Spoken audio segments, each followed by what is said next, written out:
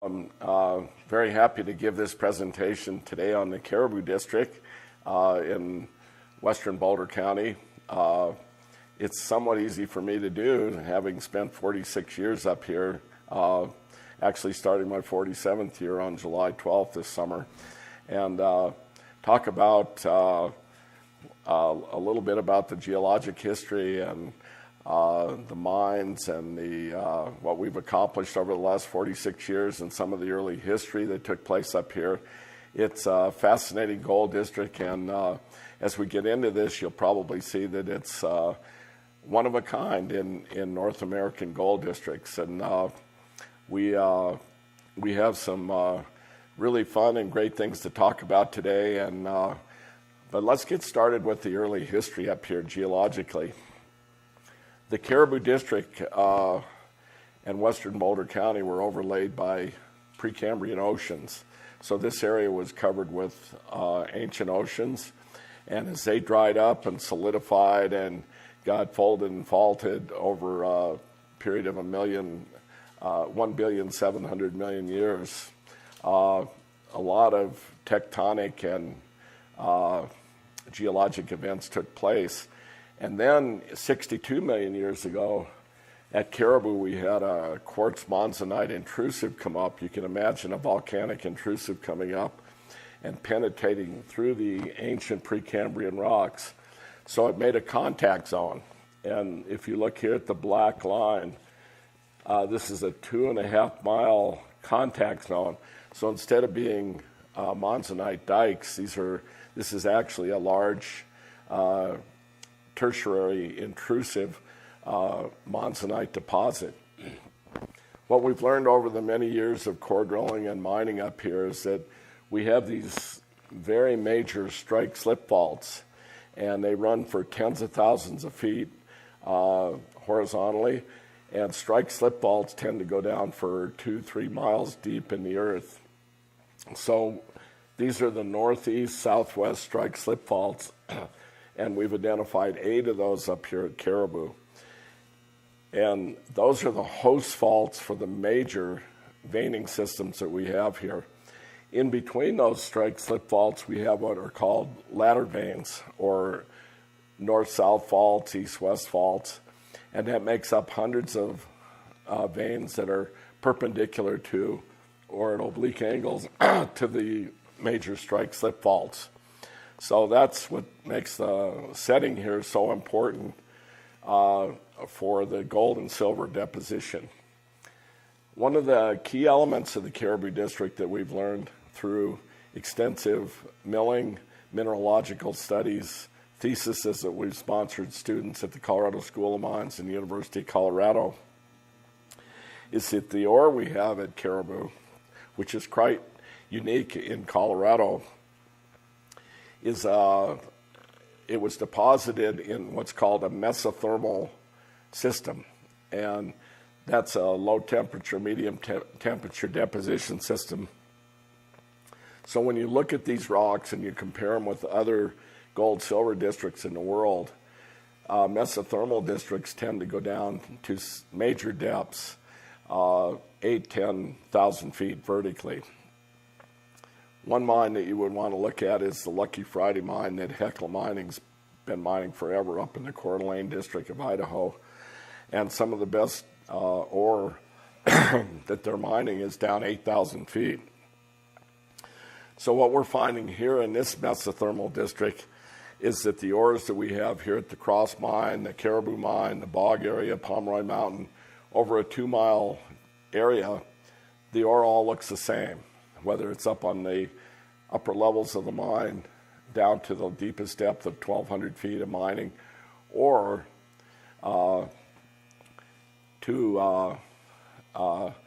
in the core drilling we've done down to 3,000 feet, the ore all looks the same. This is a piece of ore on the 1230 level of the Caribou Mine, and this is a piece of ore on the tunnel level of the Cross Mine, and it all looks the same. Another fascinating thing here at Caribou is that we have iron dikes, and these have come up from hundreds of miles deep in the earth, and they're very magnetic, as you can see. And as they got up near the surface, they flowed outward. So we have 3 of these, and what's intriguing about them is that we hit a very rich gold vein 2,100 feet down in the Caribou Bog area that had a gold vein where the core hole went through the iron dike for 10 feet, went into a 6-foot gold vein that was made up of quartz, calcite, and all of our gold, silver minerals, and then went back through 10 feet of an iron dike, and then went back into the country rock. So we're learning that these deep-seated iron dikes might have an important relation to the deep ore up here at Caribou. So that's just a little bit about the district geology. So we've got the monzonite, the gneiss, and then we have these major strike slip faults that, as we found from mining in more recent years, the strike slip faults appear right in the old ancient rocks, and they go right into the monzonite. So these are the great hosts for the ore deposits up here. It's believed that the Arapaho Indians did some surface mining on Caribou Hill, and there's some stories and legends and stuff about in the 1700s that they were mining some very rich silver ore on Caribou Hill and crudely smelting it, making silver jewelry out of it. We do know that Sam Conger was hunting elk up in this district in 1864, and he stumbled upon rock on the surface of Caribou Hill that looked like this. And as a prospector, he didn't realize that this was actually very valuable silver gold ore, because he was used to seeing the pyritic ore over at Central City and Black Hawk and Idaho Springs.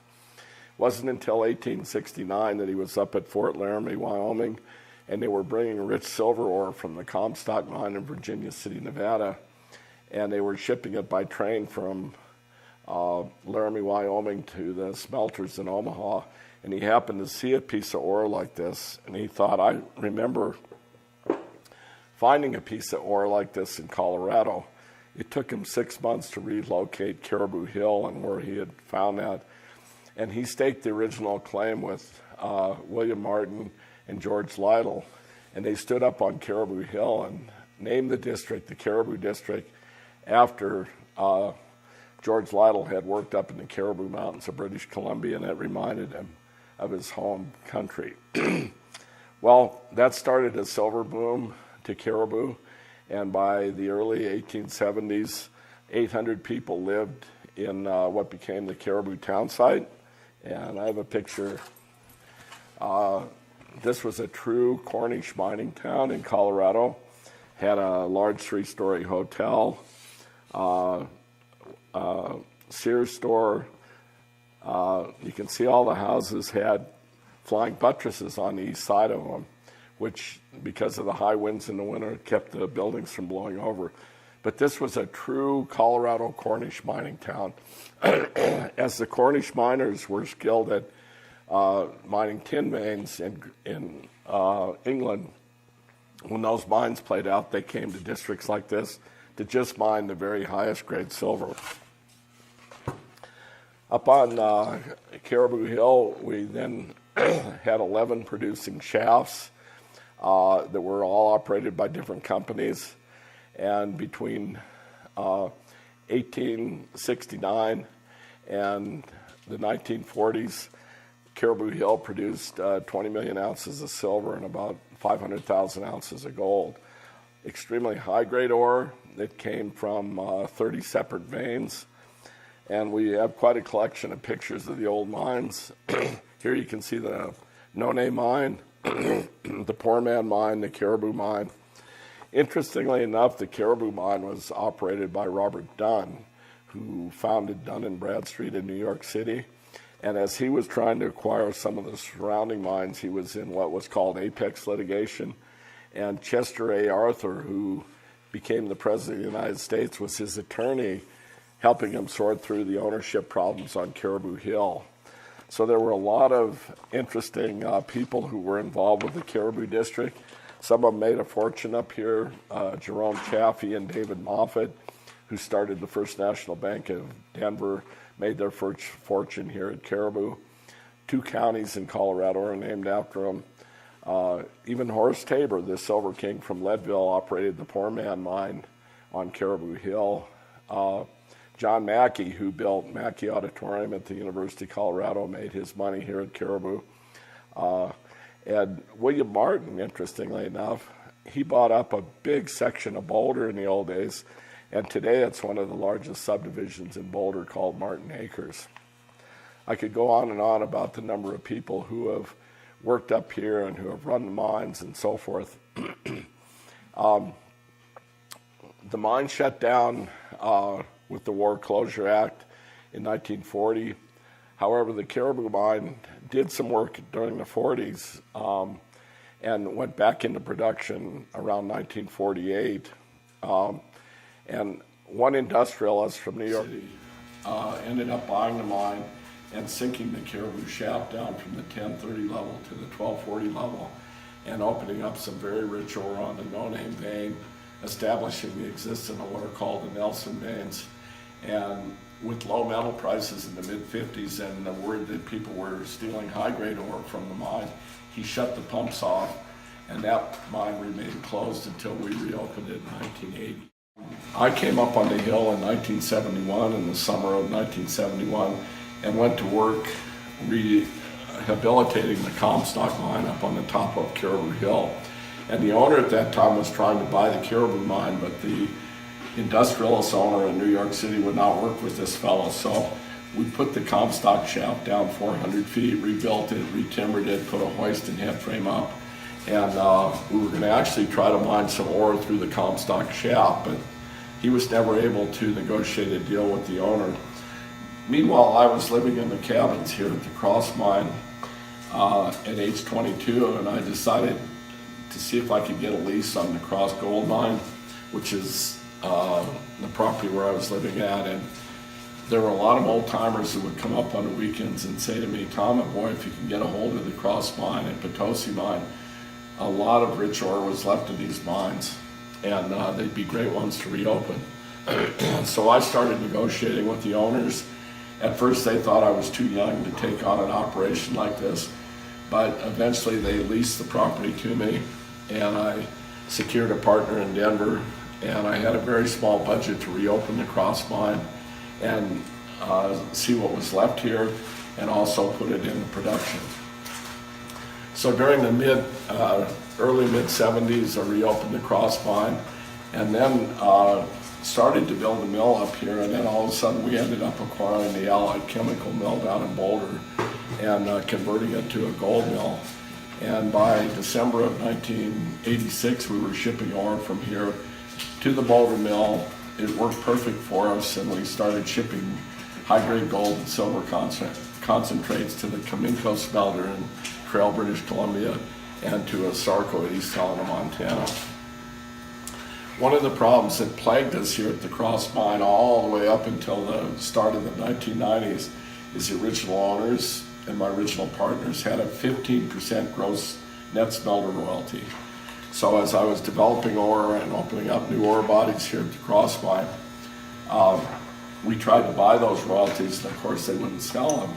And the more we produced, the less they would even likely to sell us the royalties. So is every time we ship concentrates to the major smelters, 15% gross came right off the top and went right to these people. So what I had to do is stop producing, and I switched to core drilling. So in the late 1970s and early 1980s, I started core drilling underground here at the Cross Mine, and then did surface drilling. At the same time, I made 4 attempts to buy the Caribou mine from the owner in New York City, and we would buy it, start work there, and his payment schedule and his price was so high, we'd spend a couple $1 million on payments and then run low on funds, and he would foreclose on us. So it wasn't until 1997 that we actually ended up buying the Caribou mine finally, putting it into our portfolio. But one thing we did do during this whole period was to step by step acquire 37 different properties through individual owners, corporations, or whatever. And this is the first time in history that the Caribou District has been consolidated under one ownership.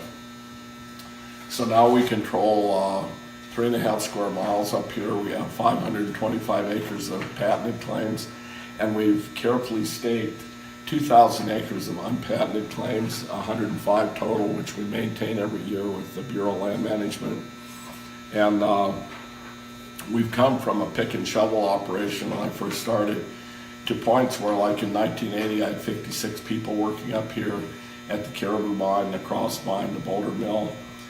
And every partnership that I've had, we've stepped the operation up, made it better, built things, done underground mine development, completed $8 million worth of diamond core drilling. And every one of those partnerships I had to buy out because they failed on something else in the world. It's something of great interest, but that's exactly what happened. So here we are today, ready to go. And what are we going to do? Well, first of all, we have completed in 1983. We completed in 1997. We completed in mid-2000s professional studies by Watts, Griffith, McQuaid, Pincock, Allen and Holt, SRK, and Hard Rock Mining Consultants. We've completed professional reports. And by the way, one of the most important was completed by Bernie Dolbear, who are Worldwide Mining Consultants. This is our latest NI 43101 that HRC completed for us. And to meet the guidelines of 43101 today is very rigorous and very tough. So it covers everything from land ownership to permits to the results that we've done from our core drilling, all the assays, sampling that we've done on all the various levels of the mine, all the historic information, all of our new information. At the same time, for the last 22 years, we've been working with Vulcan, the Vulcan program at MapTech in Denver. And we've entered in all of our survey data, all the underground working data, all the core data, assays, samples, surface topography, aerial contour survey, and also the work we had done by Aerodat out of Toronto, Canada in 1994, where we did an aeromag study of the area. And what was most interesting in that aeromag study is that the magnetic lows that showed up on that also have turned out to be some of the bigger ore body zones that we've subsequently drilled. So in a nutshell, when I first started here, we had 2 veins at the Cross Mine, with the third one just being opened in the 30s, to a mine that has 30 identified veins. As we'll see in a minute, by drilling them, they go to significant depth. They're virtually undeveloped, and the same at the Caribou Mine. But what's fascinating is we're hitting some breccia pipes, stockwork zones, and extensions of veins like the No Name on the Caribou Mine, which is historically the largest producer. We're not only following these veins on surface for strike lengths up to 10,000 feet, but we're hitting them drilling right where they should be. And we're hitting some new targets up in the peat bog. We continue to acquire some important properties. Most recently, in the last 10 years, we acquired the Congo Chief Mine, which is virtually undeveloped mine that has some very, very high-grade silver gold assays associated with it. So we're pretty darn excited, and after 46 years, my level of enthusiasm and excitement is at its highest point ever. And let's start taking a look and see why that is. At the Cross Mine, where we're standing right now in this building, we produced about 5,000 ounces of gold and several 100,000 pounds of lead, zinc, and copper from a very, very small area with very limited equipment over the years. When we turned to core drilling, everywhere we drilled, we hit new veins, the existing veins going to depth. We hit some very wide veins, and we proved that the veins that we have been working on are all coalescing into a trunk zone that, by the way, does not come up to the surface a lot of the veins, this is a good example of the trunk zone. Here's where we were doing some historic work. And this is where we have no workings below the 4th level, 200 feet below the surface. But we have 68 core holes drilled into what we call the trunk zone. And several of these veins don't even come up to the 4th level. What they're doing is they're forming this big wide trunk zone that we believe will go down 10,000 feet. And some of the veins, like we hit out here to the east called the sand vein, we've now proven that that's part of a vein called the Anaconda, which is a rich gold vein that we followed for 3,000 feet on the surface. It's dipping in to the trunk zone.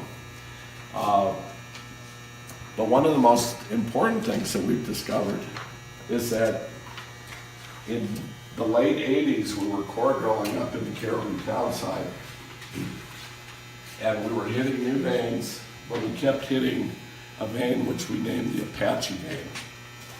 So in the early 90s, we drove a tunnel from right here up, crossed a couple of new veins. We hit the Apache vein, and we've driven 800 feet on this brand new gold vein. It averages 5 to 7 feet wide, but when we were putting car passes in while we were driving this tunnel, we hit the intermediate Apache vein, and by core drilling, with a series of holes called the APT holes, these were horizontal holes, we hit what was called the North Apache vein. And we hit some very rich ore on the North Apache vein, which you can see by these orange spots here. In 2011 and 12, I drove a tunnel up to hit the North Apache vein, and we crossed 1, 2, 3, 4 additional structures on the way to the North Apache vein.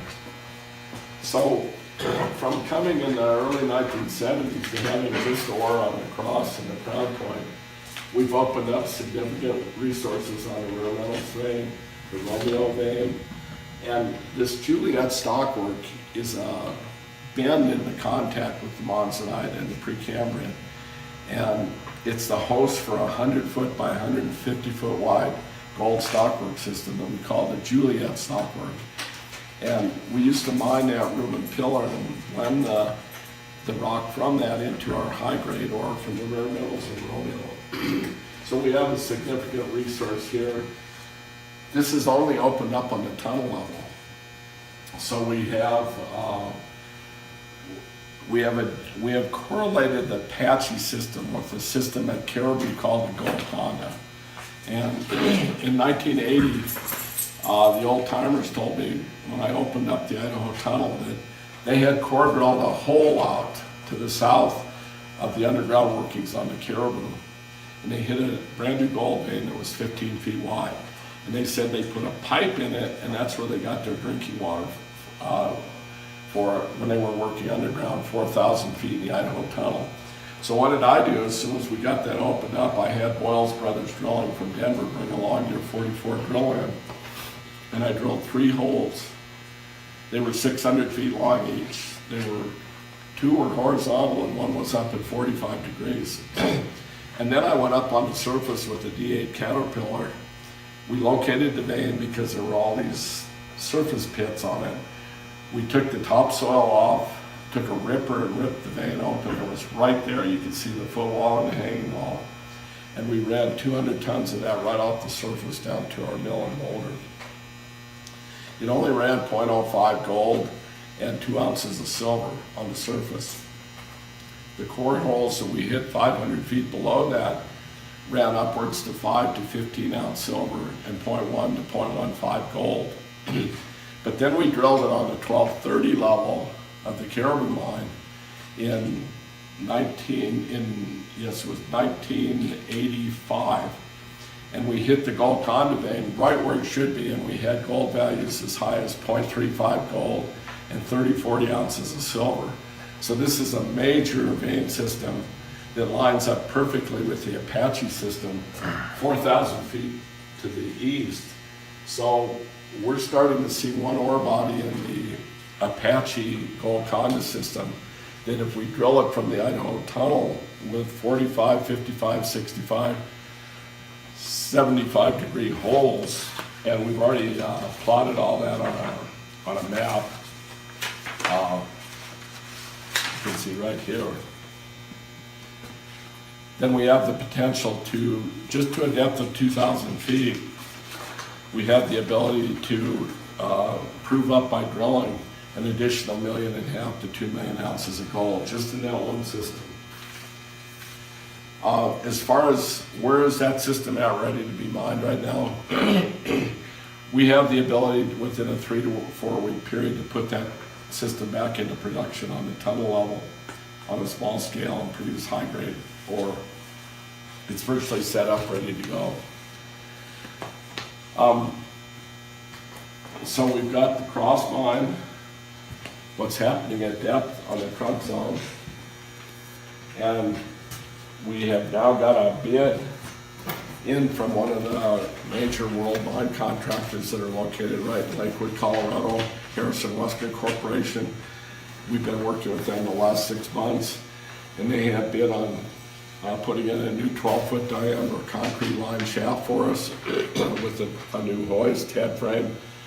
This shaft would be, the hoist would be lifting a 4-ton skip at a speed up to 400 feet a minute. And we would develop a new level at this point, 100 feet below the 4th level. We'd be developing the 4th level through the new shaft. We would put the 4th level and the new 5th level into production at the rate of 200 tons a day. What's interesting about this is we're going to go off to the east and put tunnels in to the new 200 ton a day mill we have planned. Put a raise up, and sand that we run through a filter press from the tailings will go back down that raise and come into the mine, be hardened with Portland cement or fly ash. And actually our mining technique is a modified cut and fill, so we'll be using that tailing sand and filling this up as we're mining it. But to be honest with you, the shaft is only going down a total of 300 feet. If we put the shaft down 1,000 feet or 2,000 feet or 3,000 feet, which this shaft is going to be designed to do in the future, then we feel that we'd have enough ore resources to mine for the next 50 or 100 years. So we're pretty excited about that. So that's just the cross mine at this point, which is just one small part of the district that we have here.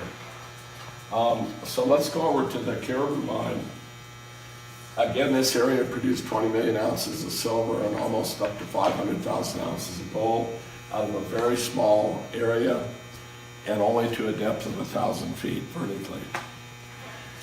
In the 1940s, they drove the Idaho tunnel in for a distance of 4,000 feet, mainly to get away from the bad weather up on Caribou Hill. And they came in and dewatered to the 1040 level. The industrialists from New York sunk the shaft down to the 1230 level, opened up some very rich ore, the No Name vein, established the Nelson veins.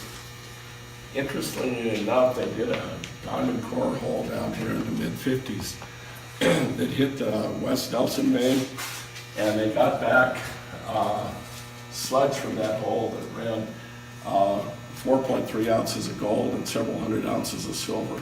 So we're very excited once we get this mine reopened again and be watered to go over and develop in that area. We have drilled this from the surface and hit everything deeper down, only to a depth of about 200 feet below the 1230 level. You'll see in a minute where we core drilled the No Name vein 1,800 feet on strike away from any of the old workings. And in 1997, we drilled a hole called CR 97104. We hit the No Name right on target, 1,343 feet down, perpendicular to the vein. And we went through very well mineralized gold and silver ore all the way out to a hole depth of 1,401 feet. We then drilled in 2004 a hole 400 feet above that and hit it right where it should be at 858 feet and went out of it at 1,900 feet. So we're pretty excited about the future for the no-name, the Nelson systems, and what happens with these veins at depth is that they coalesce into another trunk zone, like we have here at the cross line. So you can see right here, this is the 1230 level of the caribou. Some very rich gold and silver ore that's been opened up and never mined up to the 1230 level. But these veins are coalescing below the 1230 level, and they form almost a trunk zone. Now we noticed geologically and mineralogically when we got down to the 1040 level of the caribou mine that the wall rocks were getting much lighter color. There was a lot more quartz and calcite. And when we got to the 1230 level, instead of seeing gray monzonite everywhere, all the walls are white. So what we've learned about the district is that this is a calc-alkaline district. And we love that because it keeps the pH of the water at 8 at all times. And so it's a very alkaline district. So we're excited to get into the caribou reopening again. We have very modern surface plant at the caribou with offices, shop buildings, electrical systems. We do transform the 480 volt electricity at the caribou mine up to 4160 volt, and we run it all the way at a 500 MCM wire all the way into a substation here, 4,000 feet in. So other than to do some reopening work here, we're going to reopen this tunnel, reestablish everything, and then we're going to drive a tunnel over to the Comstock mine shaft, which is the one that I talked about earlier. We're going to use that for escapeway and ventilation purposes. In 1981, I drove a tunnel 383 feet to hit the Golconda vein, and my partner had to leave the project because he was trying to take over an oil company, which didn't actually happen. But we were only 80 feet shy of hitting the Golconda vein. This is the one I spoke about earlier that's tied into the Apache system.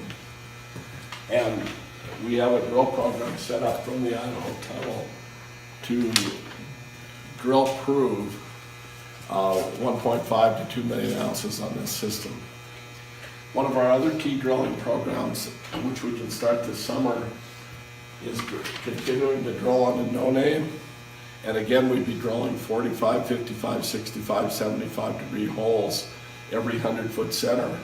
All of this data would be going into the Vulcan MapTech program and into our hard rock consulting experts. And there again, we feel like we can drill indicate or drill prove another 1.5 million to 2 million ounces just on the no-name system. So that's this one right here. We'd be drilling right here. Now, something that's of great interest to us, in the 1998, we turned the drill and drilled to the northwest. And we hit what was called a caribou breccia pipe. This is some of the core that came out of that drilling. And between 1,100 feet down and 1,300 feet down, we hit a 35-foot wide, we hit a 55-foot wide calcite breccia pipe. It was pure white calcite that was very, very well mineralized, as you can see. And 1 foot of one of these cores came back at 1,100 feet down that ran 6 ounces of gold and 800 ounces of silver per ton. That's obviously not the average grade of that calcite breccia pipe, but we hit some very rich ore on these core samples. The average grade over the full 55 feet was just under 0.3 gold and 5 ounces of silver. But in that is some very, very rich ore. And that's what it looks like. So there again, our third drilling program is to do just what we're going to do on the no-name, and that's to drill the same type of drill pattern on the Caribou Park zone. The next target we're going to drill is Pomeroy Mountain, which is another almost like Caribou Hill, but it's never been really developed. And in 2004, I had Placer Dome Mining Company, one of the world's largest gold mining companies, spend months up here doing geologic reconnaissance. They spent 2 weeks on Pomeroy Mountain. And just what they saw on Pomeroy Mountain on the surface outcrops intrigued them enough to make us an offer to come in here and drill for 4 years. And we actually turned that down. We didn't feel it was appropriate for a little company like ours to blend in with a large gold company like Placer Dome. But one thing of interest, in 1980, Cypress Copper Corporation, one of the world's largest mining companies, was headquartered down in Denver, and they took a look at caribou and they wanted to get involved up here with me. What they wanted to do is come up here and drill 5,000-foot vertical holes, and 3 of those were going to be drilled right here in the peat bog. And even in that time, we all realized that these big major veins are converging at depth. And they felt, given the nature of this mineralization being mesothermal, that somewhere down there is going to be a major gold discovery of importance. So they were going to drill 3 5,000-foot holes here and a couple down here at the cross mine. I turned that down again because I didn't think it was appropriate to have Cypress Copper Corp, one of the world's largest companies, involved up here. But now that we look at this, it makes sense that those holes probably would have hit these deep trunk zones down in the heart of the gold district.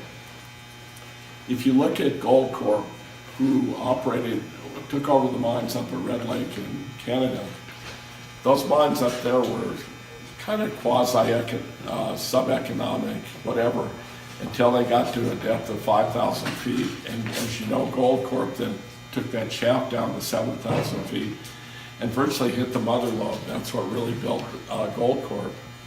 What we've got here is the ability to put into production relatively quickly at 200 tons a day here at the cross mine with a new shaft and mill. Then move on to the Caribou mine and do the same thing there.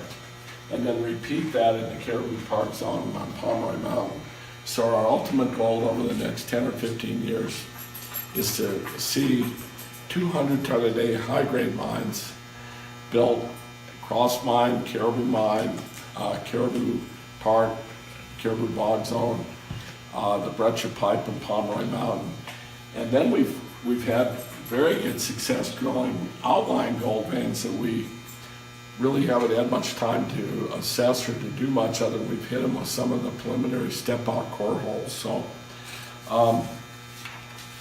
one of the important things here is that we have worked very closely with Boulder County, with the Division of Reclamation, Mining and Safety in Denver, with the Colorado Health Department, with the town of Nederland, and MSHA, our safety oversight with the alcohol, tobacco, and firearms for our explosives permits. We've worked very, very carefully with them over the last 46 years, to develop a good friendship, to work hand in hand with them. And in 2008, we went for a major permit and expansion program, which is very, we work with Walsh Environmental Scientists and Engineers in Boulder. And we expanded from a 2-acre imprint here to a 9.35 acre expansion permit. And this included building a new mill, water treatment buildings, ore storage, a new road from the Caribou over, facilities here at the Caribou mine that would accommodate the first 200 ton a day expansion line. Today we're working with engineers on that. We're working with Boulder County, and we're very excited to get this first phase done. All of this has been done very professionally and right in accordance with all the laws. We are going to work with an engineering firm to take the same mill flow circuit that we used down at the Boulder mill successfully. By the way, we milled 80,000 tons through the Boulder mill, and it all just ran perfectly. The ore here at Caribou is one of the simplest ores in the world to mill. We simply crush it down through primary and secondary crushing to 3/8 minus. We run it through a ball mill, and we take it down to 140 microns, 10 plus 80, 10 minus 200. We put it in a conditioning tank where we use pine oil, We keep the pH of the mill water up above 9. We use a xanthate as a collector, the pine oil as a frother, and we make a very rich concentrate, and we keep recirculating the material through the float cells until there's no metal left on the last rougher cell. And then we're going to thicken the tailings, as I said earlier, mix them with a binder and put them back in the mine so we don't have to have tailings ponds on the surface. And then the concentrates will be dry filter pressed, put in 1-ton bags, and shipped to a refinery or to a smelter. So we've designed this, and this will go into a new 140 by 90 foot building. We already have the crusher building built on site right now. We have an extensive database of maps that document our land holdings. We have extensive title work done on the property over the last 46 years. We're lucky to have the support from the communities and the public as we do. But the new mine's going to be what we call the new millennium mine in a way, in that it falls under 35 important environmental operational plans. And that's all the way from carpooling employees up from Netherland to in the mill having full water recycling, to have state-of-the-art water quality systems before one drop of water gets discharged. Recycling in all areas. Mine safety is one of the most important things that we practice up here. We're going to paint all the buildings and facilities to match the local trees and the background. We're going to keep the noise down to the lowest level possible. Good community relations, our involvement with some of the charities down in Netherland, which we've always been a part of. So the mine's really going to be a community mine. It's going to be a very profitable mine. It's going to develop high-grade gold and silver resources. The only district in Colorado that I can compare this to is the Cripple Creek district. And that district had hundreds of separate mines from the turn of the century into the 1960s. It produced 22 million ounces of gold to a depth of 3,500 feet.